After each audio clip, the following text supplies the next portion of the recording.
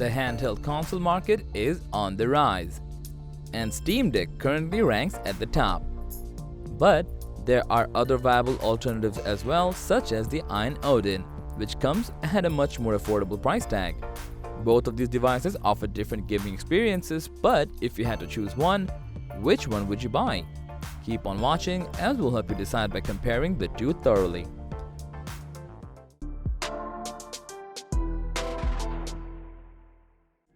Starting with the design and build, the Steam Deck is made of high-quality plastic and has a contoured grip with molding on the back. It features all the usual buttons, triggers, analog sticks, and D-pad. Plus, it also has two trackpads that offer mouse-like functionality. As for the Ayn Odin, it shares a similar build quality to the deck and is available in various color options. It has a layout similar to the Switch and is about 284 grams lighter than the deck. The Steam Deck does not come with a docking station. You'll have to buy that separately. However, the Ayn Odin includes a dock in the package dubbed Super Dock. Want to know what features give it that title? Well, aside from all the basic ports, it also has ports for N64 and GameCube controllers. Moreover, you can open up its compartment and install a 2.5-inch hard drive or SSD. Now, you can have a huge game library without limitations. The Ayn Odin has a 5.98-inch Full HD touchscreen, while the Steam Deck has a 7-inch touchscreen with 1280 by 800 resolution. So clearly, Odin wins this round in terms of resolution. Inside, the Ayn Odin is equipped with a Snapdragon 845 CPU and an Adreno 630 GPU. In addition, it boasts 4GB of memory and up to 256GB of storage.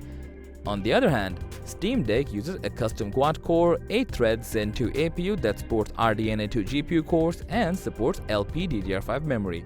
Speaking of memory, it has 16GB of RAM and up to 512GB of NVMe storage. Regarding the battery, the Ayn Odin has a 6600 mAh battery and the Steam Deck has a slightly less powerful 5200 mAh battery.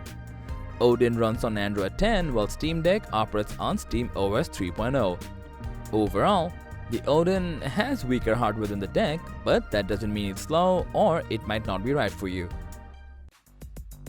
And as a result of its superior hardware, the Steam Deck can effortlessly run deck-verified AAA games.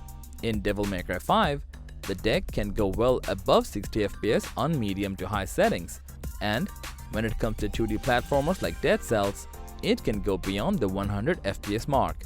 Meanwhile, Odin can easily run most Android games and emulate older titles from the GameCube and Nintendo DS era. Nonetheless, when it comes to emulation, the Steam Deck still outperforms the Ayn Odin. But when it comes to streaming games, both of these deliver similar performance. As for who has the better runtime, Ayn Odin can last for around 7 hours while the deck lasts up to 8 hours. Even though the Steam Deck currently holds the title of the best handheld, the Ayn Odin still has a lot to offer in terms of retro gaming and better portability. Plus, let's not forget about the Super Dock. The Steam Deck is a portable gaming computer great for running old and new PC games, while the Odin is ideal for on-the-go emulation of retro games. Moreover, the Ayn Odin is more optimized regarding software and is much cheaper than the Steam Deck. However, Valve's Steam Deck leads the way with its hardware and performance, so it's up to you. Do you choose optimized software or raw hardware performance? So, that was all about the Steam Deck versus Ayn Odin debate. Thanks for watching.